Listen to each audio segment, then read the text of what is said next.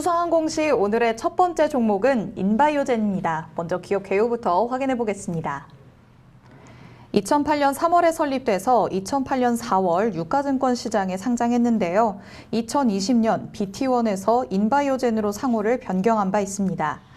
주 사업은 신발 제조 및 판매와 키오스크 유통 사업으로 신규 사업으로 F&B 사업에 진출했습니다.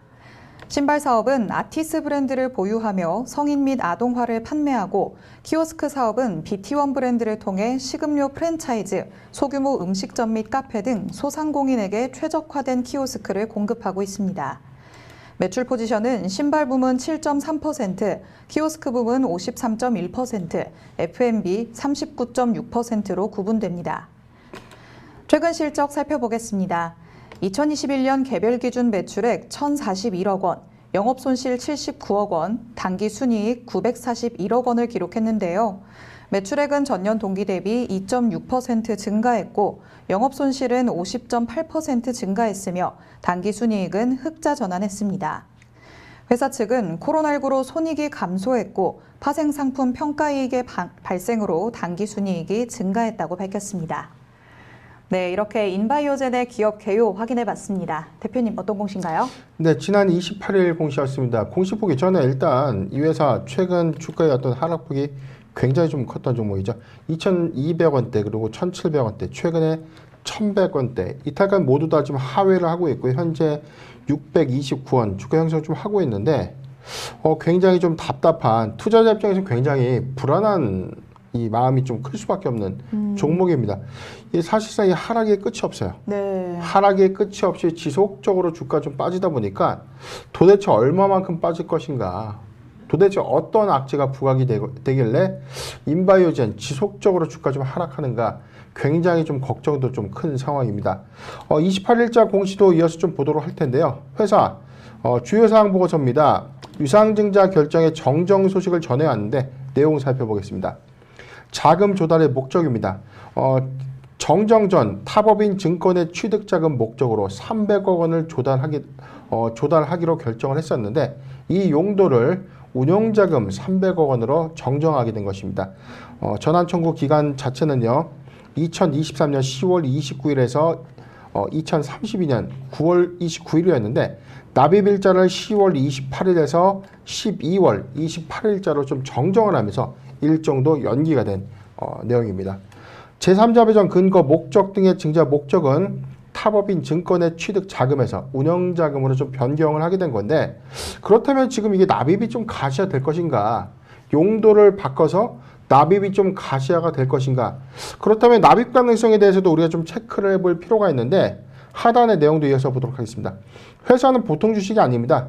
전환 우선주죠. 기타 주식 1,595만 주의 신주 발행을 결정을 했는데 회사 증자전 발행 주식의 전체 총수는 5,339만 주입니다. 이 중 300억 원의 탑업인 증권 취득 자금에서 운영 자금으로 이 사용 목적을 변경했고요. 증자의 방식은 제3자 배정 증자 방식입니다. 하단의 내용 좀 더 보도록 하겠습니다. 발행가액과 동일한 1:1 전환 조건이고요. 2023년 12월 29일부터 2032년 11월 29일까지 주식으로 전환할 수 있는 요건입니다. 우선주 한 주당 하나의 의결권을 갖게 된다고 밝혔습니다. 신주의 배정 발행가액은 1,880원입니다. 기준주가에서 할인율을 좀 10% 적용을 하면서 1,880원이 됐는데 지금 현재 종가 기준 600원대인데 1,880원 가격 조정이 되지 않는 관점에서 납입자가 300억 원의 유상증자를 과연 납입할 수 있을까? 납입 실체 의문이 있지 않겠어요? 지금 600원대 형성된 주가를 1,880원에 우선주에 납입한다? 자, 저는 이거 굉장히 납입이 좀 불가피하지 않아, 납입은 좀 어렵지 않겠는가라고 좀 예측이 되고 있는데, 일단 이 자금 사용의 목적이 좀 변경된 만큼 추이를 한 번 더 좀 지켜봐야 되는 상황입니다. 납입 역시 2022년 12월 28일자로 정정이 좀 됐고요. 하단 내용 더 보도록 하겠습니다. 제3자 배정 납입 대상자는 스칸 1호 조합인데 1,595만 7,447주의 신주를 배정받게 되는 것이다 라고 밝히는 공시입니다. 종합을 해보면 지금 현재 종가 600원대 형성되고 있는 이 인바이오젠의 이 주가를 우리가 좀 판단해 봤을 때 1880원대의 이 우선주의 제3자 배정 방식으로 납입을 과연 할 수 있을까? 전 납입이 사실상 좀 불가능하지 않을까라고 좀 판단을 해보는데, 어찌됐든 최근에 어떤 주가 급락에 따라서 유상증자 일정이 정정되는 이유 중에 하나, 가장 근본적인 원인은 주가의 하락이다라고 판단되는 공시입니다. 네, 인바이오젠이 유상증자 자금 조달의 목적을 타법인 증권 취득에서 운영 자금으로 변경을 했습니다. 대표님께서는 현재 주가를 봤을 때 납입이 조금은 어렵지 않을까라고 조심스럽게 의견을 주셨습니다. 빗썸 관계사 경영진의 횡령 혐의와 관련을 해서 저희 방송에서 비덴트를 다룰 때 이 인바이오젠도 등장을 했었는데요. 버키 스튜디오의 임원이 현재 구속됐다고 하죠. 네, 최근 뭐 언론 보도발 내용이 있었죠. 제가 접한 게 한 주말께 제가 기사 서치를 좀 해보니까 최근에 이 버키 스튜디오의 핵심 임원이 구속이 좀 됐다. 이 압수수색 과정에서 증거를 인멸 시도했고 또 일부를 인멸했다라는 어떤 이 죄목인데, 일단 지금 수사는 좀 가시화가 된 것으로 보여져요. 지금 빗썸 그리고 빗썸 홀딩스는 압수수색의 대상에서는 좀 제외는 됐지만 네. 이 관계사들의 횡령과 배임 혐의에 대해서 수사를 하겠다. 그리고 이에 대한 어떤 의혹이 제기가 되고 있다라고 좀 언론을 통해서 밝힌 바 있었죠.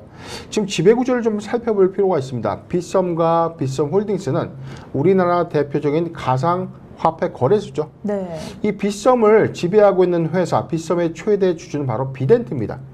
비덴트의 최대 주주가 바로 인바이오젠이고요. 인바이오젠의 최대 주주는 바로 버키 스튜디오입니다.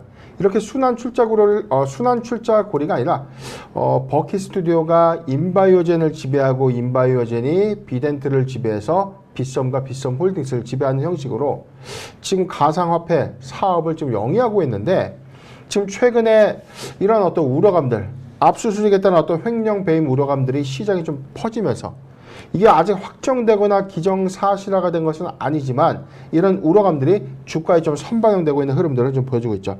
지금 최근에 빗썸의 경영진 횡령 혐의를 포착해서 지난 7일에 이 전격 압수수색이 좀 있었고요. 빗썸과 빗썸 홀딩스는 이 대상에서 좀 제외가 됐지만 버키 스튜디오나 인바이오젠, 비덴트는 현재 압수수색이 좀 진행된 것으로 좀 판단되고 있는 상황입니다.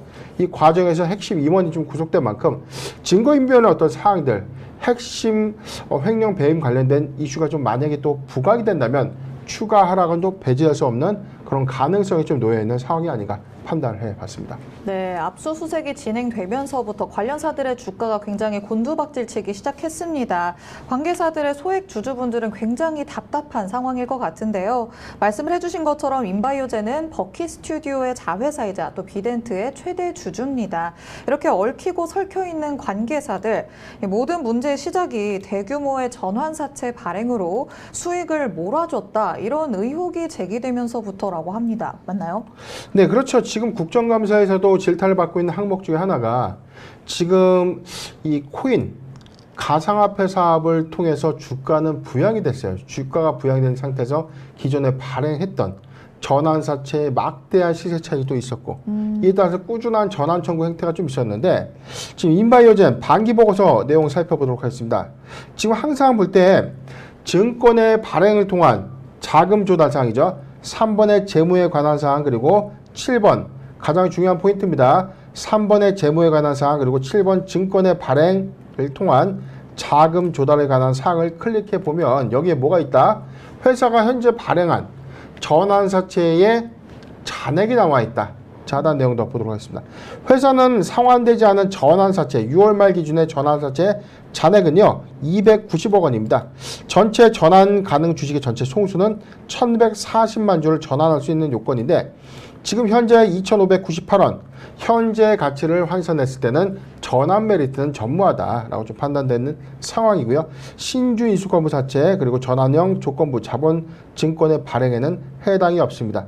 기존에 발행했던 전환 청구 내용들이 좀 있었는데 2021년도부터 보면 2021년 11월 30일에 전환권 행사가 일부 있었고요. 전환 우선주에 2021년 12월 30일 그리고 4월 27일 전환 우선주의 유상증자까지 좀 진행을 하면서 회사는 자본을 좀 확대했다.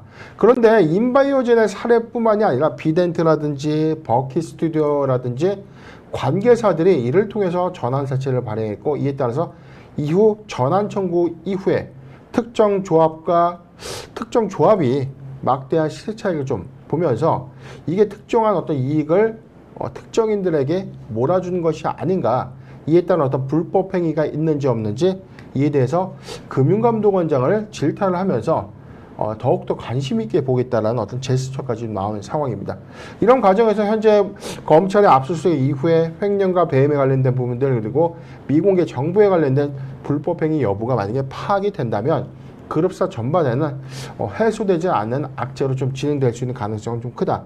이렇게 이 점을 좀 잘 참고하셨으면 좋겠습니다. 네, 인바이오젠의 정기 보고서까지 한번 확인을 해봤습니다. 말씀해주신 대로 3번에 7번을 확인을 하면요, 이미 발행한 전환사채에 남은 잔액을 확인할 수 있다라고 합니다. 전환사채 관련 이슈가 불거져 나올 경우에는 이 부분도 꼭 체크를 해보시면 좋을 것 같습니다.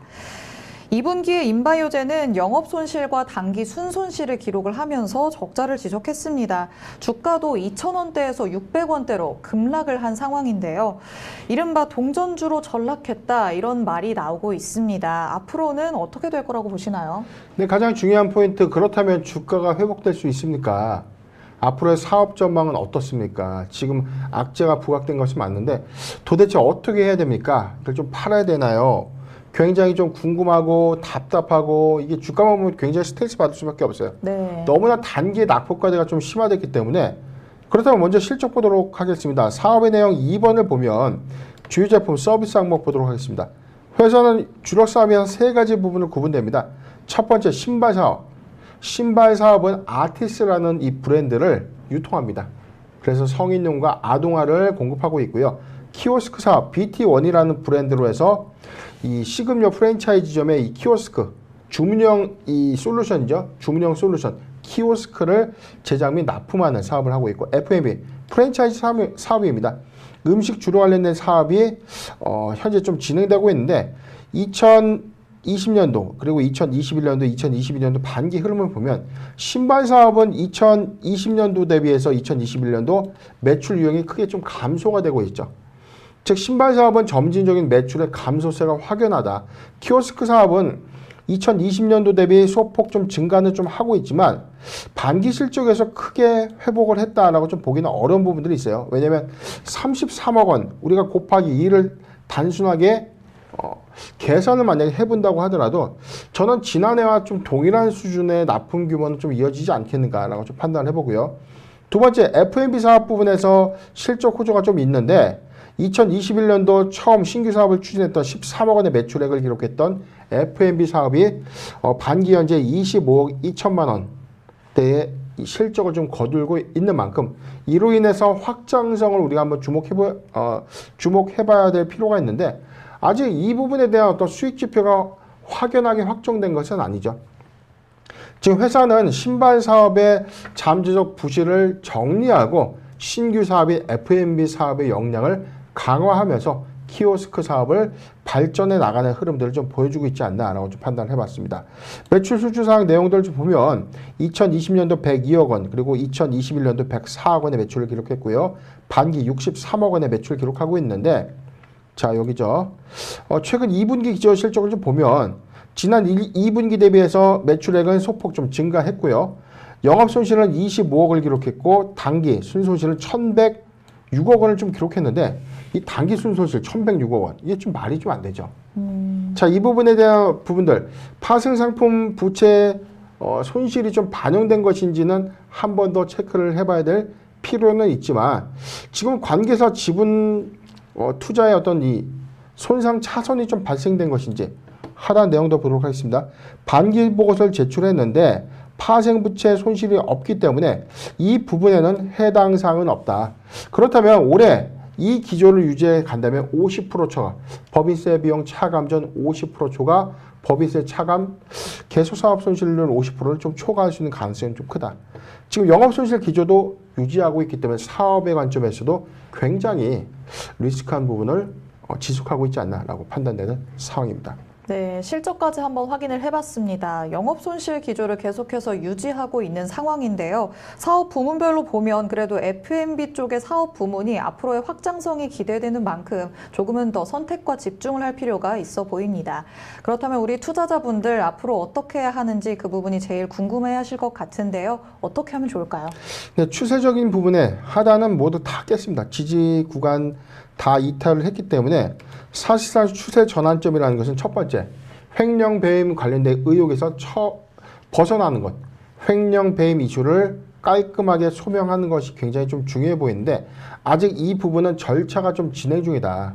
만약에 이 요건에 해당이 된다면 상장 적격성 이슈는 부각될 수 있다. 두 번째, 지금 막대한 이 누적 손실을 좀 펼치고 있다는 것이죠.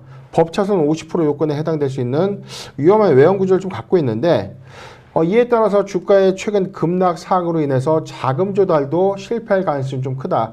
악재에 악재를 좀 연속할 수 있지만 여기서 추가적인 악재 반영 때문에 더 이상 뭐 빠질 구간까지 좀 있을까라는 어떤 생각들 좀 보이고 있지만 10월 30일 오늘도 617원 신저가 좀 기록을 했었어요. 지금 그렇기 때문에 추가적인 악재가 부각되면 언제든지 추세하단 이탈될 가능성이 좀 크다. 이 점을 잘 참고하셨으면 좋겠습니다. 신규적 매수 관점에서 굉장히 좀 리스크하다.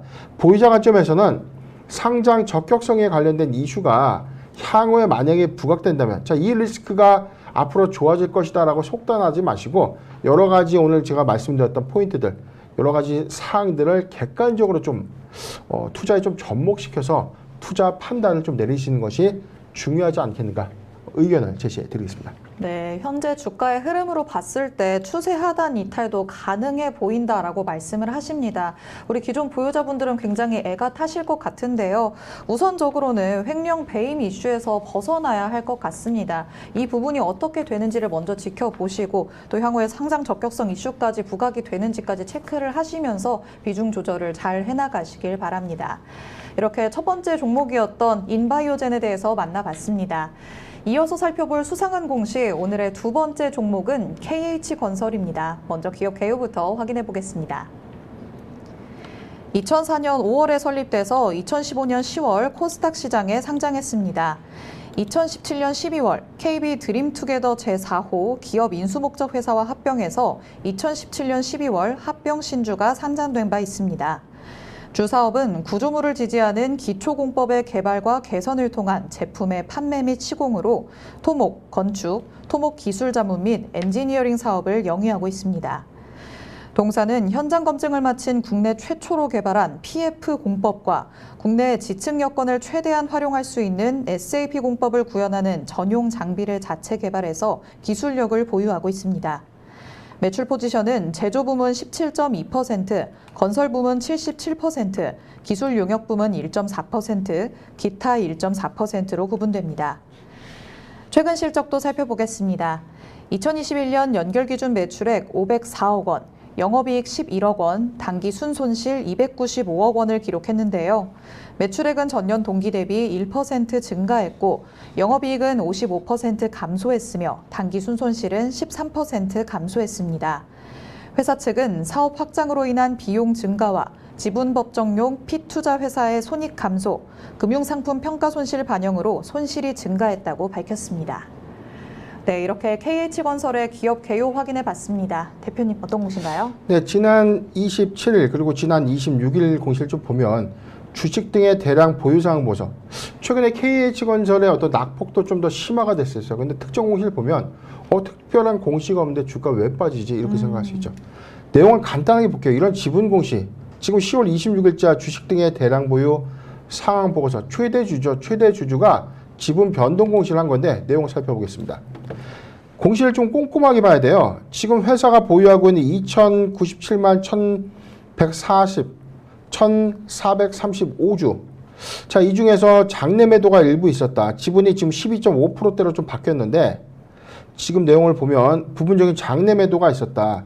변동 내역의 총괄표를 보면 지금 IHQ의 33만 5,877주가 매각됐다라고 좀 바뀌었는데 자 여기서 보면 변동 단가가 좀 있죠. 지금 의결권 있는 주식의 일부가 장내 매도가 됐는데 지금 사유가 있습니다. 장내 매도다. 자, 변경 사유는 장내 매도. 단순하게 지금 장내 매도인데, 자, 여기에는 사실상 특별관계는 어떤 시세 차익을 의미하는 것이 아니라 최근에 현저하게 주가가 하락하다 보니까 반대 매매를 피하기 위해서 부분적으로 지분을 정리했을 가능성이 좀 더 크지 않겠나. 왜냐면 10월 14일부터 전조가 좀 있었어요. 장내 매도 주담대 일부 상한을 위해서, 주식 담보대출의 일부 상한을 위해서 조금씩 주식을 팔아서 상한을 했던 것이죠. 10월 14일에도 그랬고요. 자, 여기 또 나와 있죠. 10월 6일에도 마찬가지로 일부 장내 매도가 있었는데, 지금은 장내 매도라는 이 관점이 차익 실현 관점이라기보다는 부분적으로 지분을 매도해서 상환 자금을 좀 갚아 나감으로써 반대 매매를 좀 막고자 하는 어떤 의도가 아니었나. 그런데 최근에 어떤 낙폭은 더 심화가 됐죠. 지금 10월 28일 기준에서 357원. 자, 기준점일 최근 800원대도 좀 이탈했고요. 자, 요 구간이죠. 1000원대를 이탈한 이후에 800원대까지 좀 이탈한 이후에 지속적으로 주식이 쉬지 않고 계속 내려왔죠. 네. 자, 이런 형국 안에서도 지금 KH건설의 최대 주주는 대부분의 소유 주식을 주식 담보대출을 좀 받고 있는 상황이었기 때문에 이에 대한 어떤 반대 매매 우려감들이 좀 증폭되고 있다라고 좀 판단되는 상황들입니다. 그래서 공시라는 게 특별한 내용이 없는데 왜 왜 주가 좀 빠지는지 모르겠습니다라고 좀 많이 여쭤보시는데 하나하나씩 다 읽어봐야 돼요. 10월 27일자 공시 보도록 하겠습니다. 회사 최대 주주 변경을 수반하는 주식 담보 제공 계약 체결에 기존에 체결한 담보 계약을 연장했다는 것이죠. 갚아야 하는데 일부를 갚았던 것으로 추정돼요. 갚고 다시 나머지 부분을 재연장을 했다. 어떻게 해요? 2022년 8월 30일자에서 2022년 10월 27일 별건에서는 한 달 정도를 더 연장한 것처럼 보여지는데, 공시일 현재 1200만 주의 지분 14.6%를 보유하고 있는데, 만약에 해당 주식이 모두 주식 반대 매매가 이루어질 경우 3.6%대 지분이 남게 되는, 즉 지배구조가 크게 흔들릴 수 있는 가능성이 좀 크다는 것이죠. 최대 주주 변경을 수반하는 주식 담보 제공 계약을 8월 30일에 좀 체결한 바가 있었습니다. 그런데 이 채무자, 채권자들이 KNJ 인베스트 대부 참저축은행, 대부업체와 저축은행으로 좀 추정이 됩니다. 전체적인 어떤 금액, 설정 금액은 40억 원에 불과한데 최근에 주가 낙폭이 너무 크고 주가가 크게 빠지다 보니까 담보 가치도 크게 훼손될 수 있는 가능성이 좀 크다. 굉장히 리스크는 부각이 됐다라고 판단되는 공시입니다. 네, 최근에 계속해서 지속된 이런 주가 하락에 공시 내용도 뚜렷하게 없는 것 같은데 왜 그러지라고 답답한 분들이 많이 계실 것 같습니다. KH건설에 대해서는 제기되는 논란에 대해서 그래서 얘기를 한번 해보려고 하는데요. 우크라 재건 수혜주로 부각이 됐지만 최근에 쌍방울그룹의 자금 흐름과 관련이 있다라고 하면서 검찰에서 수사를 진행하고 있다고 합니다. 이건 어떤 내용인가요? 네, 언론에서도 보도가 된 것처럼 지금 쌍방울그룹지 전반적인 부분에서도 쌍방울발 오너 이 리스크가 좀 부각이 되면서 그룹사 전반적인 주가 영향을 좀 받았어요. 네. 그런데 이 불똥이 KH건설로 좀 옮겨진 셈이죠. 쌍방울과 같이 사업을 추진하는 과정에서의 어떤 비위가 있었다. 이 부분에 대해서 같이 조사를 좀 해보겠다. 지금 내용을 뭐냐면 지금 KH건설에 어떤 부각됐던 내용들, 지금 변호사비 대납 수사 중인 이 검찰에서 관련된 의혹이 쌍방울 그룹에서 자금의 어떤 이동 행로. 자, 이 부분에 어떤 수상한 자금의 이동 행적에 대해서 조사를 하겠다라고 좀 발표를 한 바 있었고요. 현재 KH그룹 역시도 이 압수수색이 좀 있었죠. 네. 자, 이에 따라서 여기서 부각될 수 있는 어떤 상장 리스크라든가 어떤 이 오너발 리스크들이 좀 부각되는 것 아닌가, 이런 우려감들이 KH그룹에도 현저하게 좀 퍼지면서 지금 비단 KH건설뿐만이 아니라 KH그룹 관련주 전반적인 주가의 어떤 조정 사유로 좀 작용한 것이 아닌가. 일단 이 부분도 역시 비덴트와는 좀 상황이 좀 달라요. 비덴트는 횡령 배임 의혹에 대해서 검찰이 이 부분에 대해서 조사를 하겠다는 것이고, 이 부분이 약간 정치적인 어떤 성격이 좀 더 강하죠. 지금 모 후보의 변호사비 대납 의혹을 조사 중인 과정에서 쌍방울 그룹과의 어떤 자금 어떤 이동, 자, 이에 따라서 KH그룹이 굉장히 좀 쌍방울 그룹과의 어떤 친분, 사업 어떤 친분과 사업 파트너로서의 어떤 자금 이동과 관련돼서 이 부분도 비위가 좀 있지 않겠는가라는 어떤 의혹도 좀 제기가 좀 되고 있던 상황인데 아직 아무것도 결정된 것은 없습니다. 그런데 주가가 먼저 반응한다는 것은 이런 시장의 우려감들이 이미 주가에 반영되고 있는 흐름이다라고 판단해 봤습니다. 네, 이와 관련해서는 뉴스 자료로만 나온 상황인데요. 주식시장에는 항상 기대감이든 우려감이든 선반영이 되기 때문에 지금 주가의 하락이 계속해서 이어지고 있는 상황입니다. 그런데 KH건설 논란이 이뿐만은 아닙니다. 지난 2월에 평창의 알펜시아 리조트를 인수를 했는데 이 인수 과정에도 석연치 않은 부분이 있다고 하더라고요. 네, 지금 언론에 이건 순수하게 언론의 입장인 것인지 이게 그렇다 하는 것인지 이 부분을 확정할 수는 없어요. 네. 아직 조사가 돼서 이 부분의 혐의가 드러났고 이런 것들은 아닌데 지금 2018년도 평창 동계올림픽 전체 재정 1조 6천억 원을 들여서 조성된 알펜시아 리조트 단지가 거의 절반 값인 7,100억 원대 KH그룹에 최종적으로 또 낙찰이 된 겁니다. 그런데 이게 인수 우선협상 대상자에 입찰했던 이 업체들이 여러 업체들이 아니라 KH그룹 또는 KH건설의 관계사들. 그래서 이게 너무나 특혜 의혹이 좀 불거졌다는 것이죠.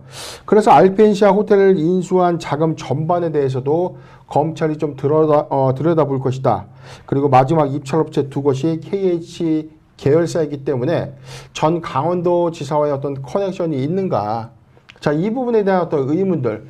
그래서 저는 정치적인 어떤 이슈가 지금 KH그룹 전반적인 어떤 주가에 영향을 좀 준 것이다라고 판단해 봤는데 좀 냉정하게 좀 말씀드리면 이게 적극적으로 부인될 수 있는 사항이라면 주가 좀 방어가 좀 돼야죠. 네. 회사가 지금 이렇게 주가가 망가지고 있는데 방관할 수 있는 어떤 상황들은 아니다. 그런데 이런 우려감들이 기정사실화되고 있다는 것을 의미하는 것은 아니지만 주가의 상황들은 마치 이를 반증해주고 있는 흐름을 보여주고 있는 것 같아서 굉장히 투자자 입장에서 답답한 흐름을 좀 유지하는 것 같다라고 판단을 해봤습니다. 네, 대표님께서 말씀을 하신 것처럼 이렇게 주가가 하락할 정도로 영향을 미치는 거라면 이렇게 뉴스가 나왔을 때 저희가 항상 공시 내용 살펴보는 그 해명 공시 이런 게 나와야 되는 거 아닌가요? 그렇죠. 일단 압수수색에 대해서는 어떤 의욕적인 부분인데 그런데 지금 이 기사가 나왔던 시점을 대비해 보면 지금 9월에서 10월 한 달간의 주가 추이를 보자고요. 지금 이 구간에서 이 구간인데 지금 지속적인 어떤 하락 구간 하루도 쉬지 않고 주가가 어떻게 됐죠? 계속 흘러내리는 겁니다. 계속. 그러니까 보유자 입장에서는 언제 좋아질 것인가 너무나 저가인데 이게 이렇게까지 주가가 좀 빠질 문제인가라고 좀 답답해 할 수 있는 어떤 상황들까지 직면해 왔는데 지금 차트 내용 좀 살펴보면 냉정하게는 지금 회사의 어떤 상장 리스크가 부각됐기 때문에 상장 폐지가 될 것이기 때문에 주가가 빠진 것입니다 라기보다는 너무나 지나친 과매도는 맞다. 그런데 회사가 아직 법률상 리스크 부분이 확정되지는 않았지만 이런 우려감들이 상장 적격성의 어떤 영향으로 좀 작용될 수도 있다는 어떤 우려감들이 시장에 좀 작용되고 있기 때문에 주가 좀 조정을 받는 셈이고요. 마찬가지입니다. KH건설도 지금 인바이오젠과의 어떤 사례를 좀 나눠서 볼 수가 없어요. 지금 지속적으로 떨어지고 있는 이 하락의 이유는 단순하다. 그룹사 전반의 리스크가 부각된 것 뿐이지 아직 횡령과 배임의 리스크가 확정된 것은 아니다. 그런데 추세적으로 이 주가가 다시금 추세 전환점으로 좀 가져갈 수 있는 요인은 아직은 좀 부재하지 않겠는가. 최근에 우크라이나 관련 재건주 테마가 좀 부각됐고요. 재건 테마 이슈로서 반등을 좀 시도해 보긴 했지만 이 역시도 사실 우크라이나의 어떤 전쟁 지속화 관점에서는 아직 당장의 어떤 수혜로 작용될 수 있는 것은 아니다라는 어떤 우려가. 그래서 지금 산 넘어 산입니다. 지금 KH건설 신규조 매수 관점에서 굉장히 리스크하다. 보유자 관점에서도 사실 현 구간에 대해서는 지금 인바이오젠의 사례와는 좀 달라요. 횡령 배임의 리스크가 부각됐기 때문에 일단 판단을 하셔라 이렇게 좀 말씀드리긴 굉장히 애매하지만 저는 일단 적격 이슈는 아니지만 그래도 그룹사 전반에서 추세 전환을 가져갈 수 있는 어떤 중대한 부분. 그런데 가장 크게 우려스러운 부분들 중에 하나가 바로 최대 주주사인 장원테크의 지배력 상실. 이 부분이 굉장히 중요한 리스크 관점이 아닌가 의견을 제시해 드리겠습니다. 네, 현재 지나친 과매도 구간이 맞기는 하지만요. 그래도 리스크가 부각되고 있는 시점이기 때문에 신규적 매수는 적절하지 않다라고 말씀을 해주셨습니다. 우크라이나 재건에 대한 기대감을 받을 수도 있지만 아직까지는 이 기대감에 부응을 할 만한 시기는 아닌 것 같습니다. 여러 논란이 어느 정도는 해소가 된 다음에 기대감이 다시금 작용을 할 수 있을 것 같기 때문에요. 우리 보유자분들은 조금만 더 기다려보고 상황이 어떻게 흘러가는지를 체크를 해보셔야 할 것 같습니다. 이렇게 두 번째 종목이었던 KH건설까지 만나봤습니다. 오늘 인바이오젠과 KH건설 두 가지 종목에 대해서 살펴봤는데요. 대표님이 말씀해주신 포인트들이 여러분이 성공적인 투자 전략 세우시는 데 많은 도움이 됐으면 좋겠습니다. 저희 방송 보시면서 공시 내용에 대해 궁금한 점 있으신 분들은요. 노란톡 오픈 채팅방 검색창에 변영인의 기업공시연구소라고 검색해서 입장해 주시면 됩니다. 노란톡 안에서 질문해 주시면 방송 시간이 아닐 때도 대표님께서 친절하게 답변해 드리니까요. 노란톡 안에 들어오셔서 궁금증 많이 해결하시면 좋겠습니다. 오늘 저희가 준비한 내용은 여기까지입니다. 저희는 내일 이 시간에 다시 찾아오도록 하겠습니다. 시청해 주신 여러분 고맙습니다.